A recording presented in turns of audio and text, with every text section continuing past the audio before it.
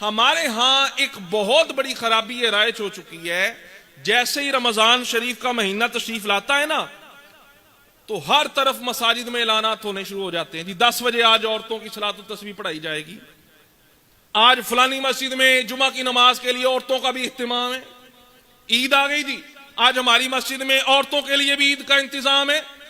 کس لیے؟ کس نے کہا؟ رب نے حکم دیا، اللہ رسول نے عورت کے لیے نماز فرض کی ہے نا، تو عورت کے لیے ساتھ حکم بھی یہ ہے کہ وہ گھر میں نماز ادا کرے۔ عورت کو مسجد میں آنے کی اسلام میں اجازت نہیں ہے۔ عورت کعبۃ اللہ جا سکتی ہے، حضور کے در پہ جا سکتی ہے، عورت نہ مزار پہ جا سکتی ہے، عورت نہ نماز کے لیے مسجد میں آ سکتی ہے۔ یہ شرعی مسئلہ یاد رکھیے گا۔ ہم کیا کرتے ہیں اپنی منمانی کی، نہیں جی بڈیاں نے عبادت نہیں کرنی۔ عبادت کہتے کس کو ہیں؟ رب کو راضی کیا جائے، رب کے رسول کو راضی کیا جائے۔ جب رب کے رسول نے ہی منع فرما دیا، عورت کے لیے حکم یہ ہے کہ وہ اپنے گھر کے اندر نماز ادا کرے۔ اب یہاں کوئی کہہ سکتا ہے دیکھو نبی پاک علیہ الصلوۃ والسلام کا دور تھا، عورتیں مسجد میں جاتی تھی، عورتیں مسجد میں نماز پڑھتی تھی حضور علیہ السلام کے دور میں۔ یاد رکھیے گا نبی پاک علیہ الصلوۃ والسلام کے دور میں اور آج کے دور میں زمین آسمان کا فرق ہے، بڑی توجہ طلب بات ہے، اور میں ساری بات آگے عرض کرتا ہوں۔ حضور علیہ السلام کے دور میں جو عورتیں مسجد میں جاتی تھی نا، ساتھ ان کے لیے چند شرائط بھی تھی، وہ شرائط بھی امت کو بتائی جائیں۔ عورت کے لیے حکم یہ تھا اس نے آقا کریم علیہ السلام کی مسجد نبوی میں آنا ہے، نہ عمدہ لباس پہنے گی، نہ خوشبو لگائے گی، نہ فیشن کرے گی، نہ بے پردہ ہوگی، نہ کوئی مرد ان کو دیکھے گا۔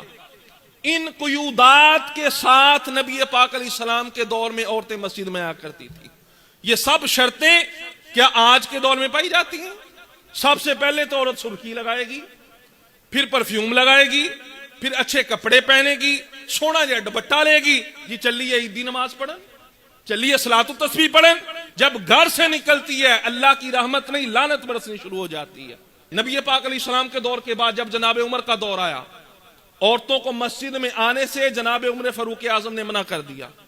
جب عورتوں کے حالات کو دیکھا، فتنہ فساد کو دیکھا، خرافات کو دیکھا کہ عورتیں خوشبو لگا رہی ہیں، عورتیں عمدہ لباس پہن کے مسجد میں آ رہی ہیں، جناب عمر نے منع کر دیا کہ آج کے بعد کوئی عورت مسجد میں نماز ادا کرنے نہیں آئے گی۔ چند بڈیاں نکلیاں، حضور دی زوجہ اما عائشہ پاک رضی اللہ تعالی عنہا صدیق اکبر کی بیٹی، ان کے پاس گئیں کہ جناب عمر نے منع کر دیتا، حالانکہ اسی تے نبی پاک دے دور دے وچ حضور دے پیچھے نمازاں پڑھ دیاں نہیں ہیں۔ اب حضور کی زوجہ جناب عائشہ وہ کیا فرماتی ہیں؟ کسی کے ذہن میں یہ نہ آئے کہ حضور کے دور میں تو پڑھتی تھی، پہلے تو شرائط تھی، قیودات تھیں، اور جناب عمر کے اس فعل پہ جناب عائشہ صدیقہ سمیت جب جناب عمر نے یہ فرمایا نا آج کے بعد عورت کو مسجد میں نماز پڑھنے کی اجازت نہیں ہے، حضور کے سب صحابہ بیٹھے تھے، کسی صحابی نے کوئی اعتراض نہیں کیا، کسی نے نہیں کہا کہ حضور کے دور میں پڑھتی تھی اب کیوں؟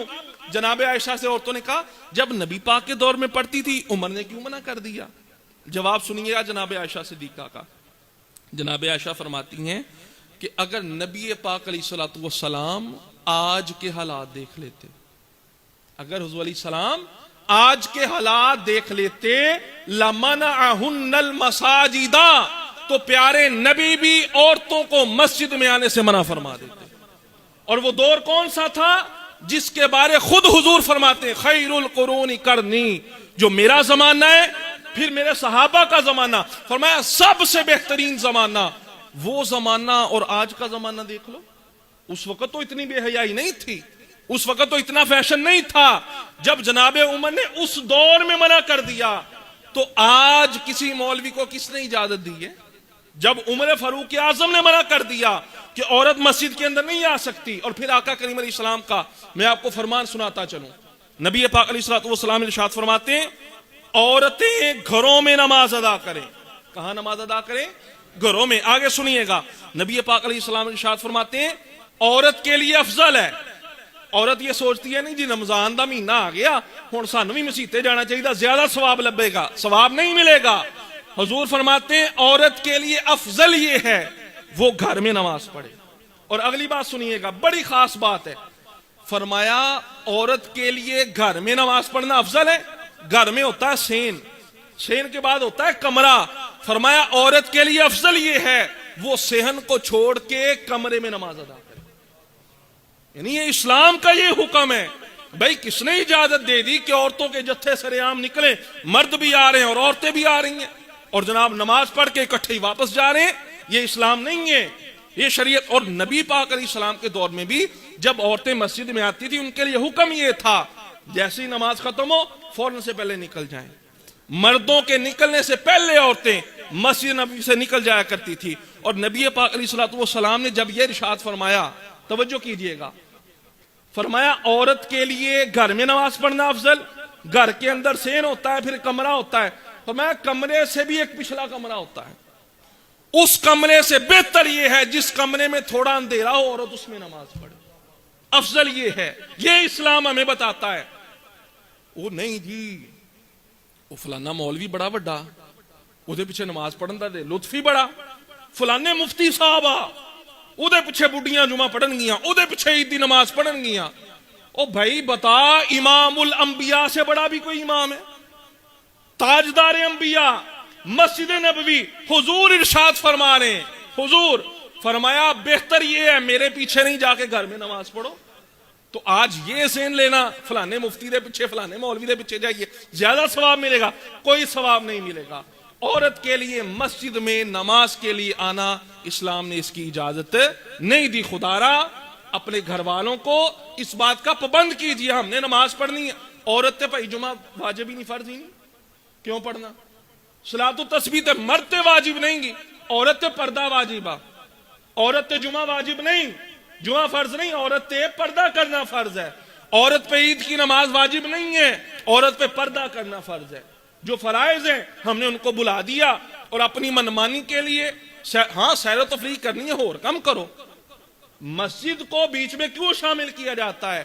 تو خدارا اس بات پہ بڑی توجہ کرنے کی حاجت ہے. تو اس لیے ہم نے کام وہ کرنا ہے جس کام کا اللہ رسول نے حکم دیا. اچھا پھر کوئی کہہ سکتا ہے اج کل بھی ٹکوسلا چلیا او کی او مسیتے نہ بلاؤ بڈیاں نو نال کوئی او گوانڈیاں دا کوئی پلاٹ آ کوئی میرج حال آ اتھے بلا لو اتھے سپیکر لا لو. یہ کس نے اجازت دی؟ اصل بات مسجد میں آنے کی نہیں ہے.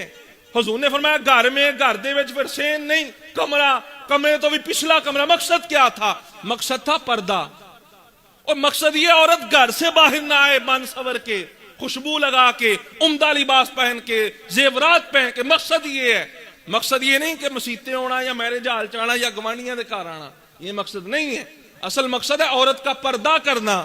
تو اس لیے یہ اور پھر یہ کہا جاتا ہے عورت کی امامت ویسے ہی جائز نہیں. پھر کئیاں نے یہ پکھنڈ بنا لیا جی وہ بڈیاں دے وچ ایک بڈی کھڑی ہوندی ہے عورت وہی نماز کراندی. پہلی بات تو یہ ہے امام صف میں کھڑا ہی نہیں ہو سکتا. امام کے لیے شرعی طور پر اجازت ہی نہیں ہے. نمازیاں دی صافہ امام اگے ہوئے گا. اگر بغیر کسی ضرورت کے امام نمازیوں کے ساتھ کھڑا ہوگا مقتدیوں کے ساتھ ناجائز ہے. تو یہ کہنا پہلے تے عورتاں دی جماعت ہی ناجائز اور پھر جناب نہیں وہ صف دے وچ بڈی کھڑی ہوئے گی وہ تے ہور پٹھا کام ہے بھائی. تو اس لیے بھائی ان باتوں پہ غور کرنا چاہیے. کام وہ کرنے ہیں. رمضان کا مہینہ آتا ہے اس لیے آتا ہے کہ اللہ کو راضی کیا جائے، اس لیے نہیں آتا اپنے من میں جو آیا اس پہ عمل کرے. ٹھیک ہے؟ تو خدارا یہ رب کا مہینہ، رحمتوں والا مہینہ جو تشریف لایا ہے اس کو گزاریے. ہاں گھر والوں کو خوب تلاوت قرآن پاک کی آپ ترغیب دلائیے کہ آپ قرآن پاک پڑھیں، بچے بھی پڑھیں، گھر میں نوافل پڑھیں، عورتیں گھر میں اعتکاف بھی کریں. ثواب ہی ثواب ہے. گھر میں عورت رہ کے نماز پڑھے گی نا اس کو زیادہ ثواب ملے گا. مسجد میں آ کے آپ نماز پڑھیں گے تو آپ کو گھر سے زیادہ ثواب مسجد میں ملے گا. ٹھیک ہے؟